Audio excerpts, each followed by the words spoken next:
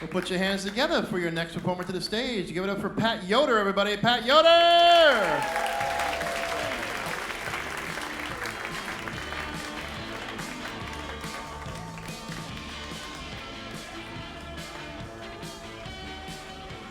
Good evening, everyone. I'm short. My name is Pat Yoder, and I'm a recovering Amish woman.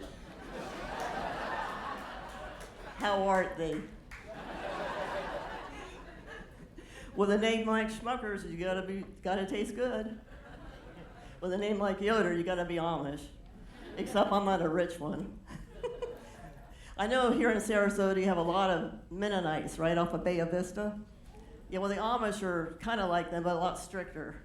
And I come from a town, an Amish town up north in Pennsylvania. It's called Intercourse. And there's 3 other Amish towns up there. And the one's called Blue Balls, Hand in the Bush or Hand in the Bird or something. And then there's Cherry Hill. That's my favorite. I'm not Amish anymore. I'm Amish-ish. I mean, I kind of practice the Amish tradition a little bit, but once in a while I love to put a bag of popcorn in the microwave and watch Netflix on my 75-inch Samsung. And there's that. Now I'm looking for a younger man, one that knows how to use a computer.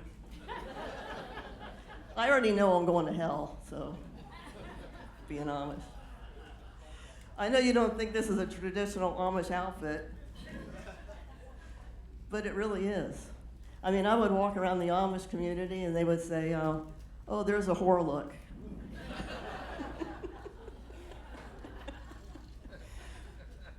I was the oldest of 4, and my father was so strict the Baptist church said, lighten up.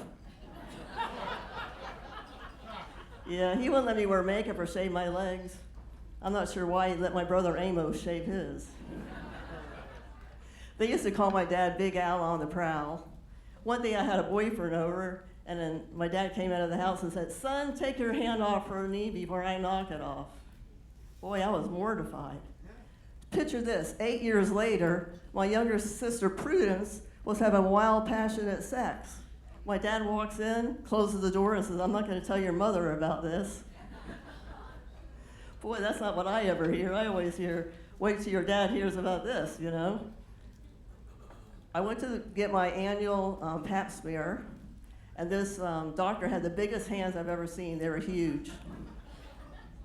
After the exam was over, I said, would you mind doing that again? Just move your hand a little to the left. I went back every week until my dad found out.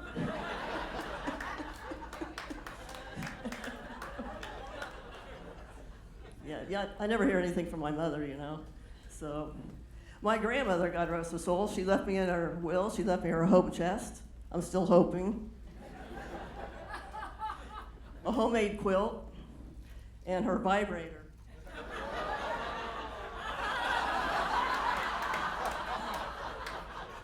This is awesome, because this also is a dividing rod. That's how they hunt for water. You know, they put it here and hunt for the water. But I use it as a lie detector.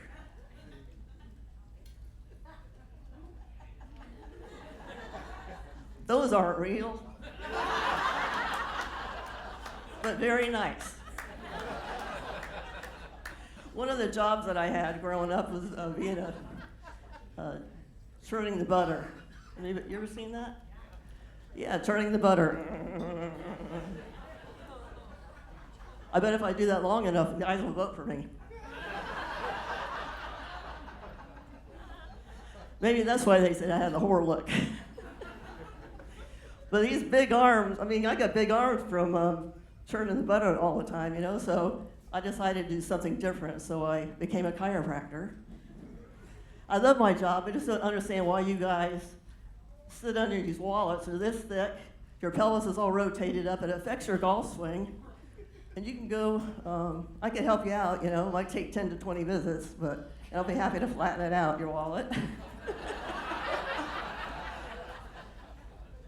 And this one lady came in and she was playing Angry Birds on her computer, and she threw her neck out. This other lady was flossing her teeth, and she threw her jaw out. I think she said she was flossing her teeth, but I don't know if I believe it or not. This other guy told me that he asked me if I would help him with his ED, erectile dysfunction. No, I don't do soft tissue manipulation. This one lady I'll never forget, she was laying on the table. She said, "Would you mind if I pass gas?" "Yeah, go right ahead. Wait till you see your bill. You're gonna shit." Thank you, everybody.